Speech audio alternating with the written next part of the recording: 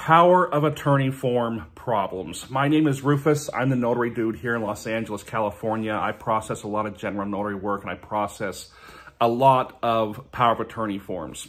So the most common problems I run into when I notarize power of attorney forms, the first problem is the person is unable to sign. If you need to sign a power of attorney form from a notary public's point of view, you have to know what you're signing. So if the notary cannot communicate with you in any way to understand that you know exactly what you're signing, the notary is going to reject doing the notarization. The second most common problem is you don't have valid ID.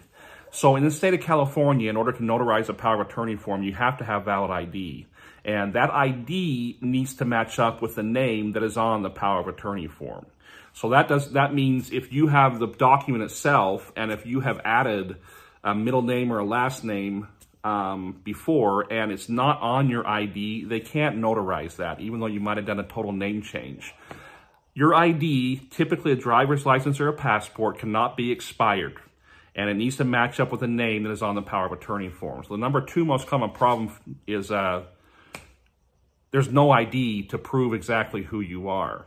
The third most common problem is you don't have the form filled out. When a notary public comes to you to notarize a document, they're not going to help you fill out that form. By law, a notary public cannot give any advice, any legal advice, any advice on filling out forms or anything like that.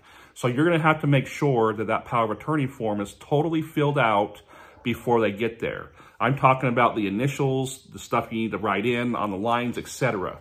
They're not going to be able to help you fill out that form.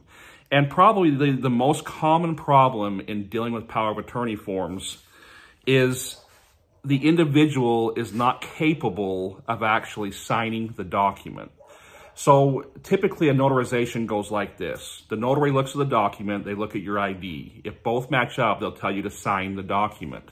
If you're unable to sign that document, there are ways around it called a signature by mark. But you need to check with the notary before you schedule them to make sure they know how to do that, because a lot of notaries do not know how to do signature by mark. Also, you need to make sure that the state allows that. In California, they do. Basically, the person who's signing the document, if they can't write, they can basically just write an X where their signature goes. There's a process set in place where there's two people there who need to witness him writing him or her writing the X on that paper, and they can use those two individuals to actually write the signature and get it notarized. So again, my name is Rufus. I'm the notary dude here in Los Angeles.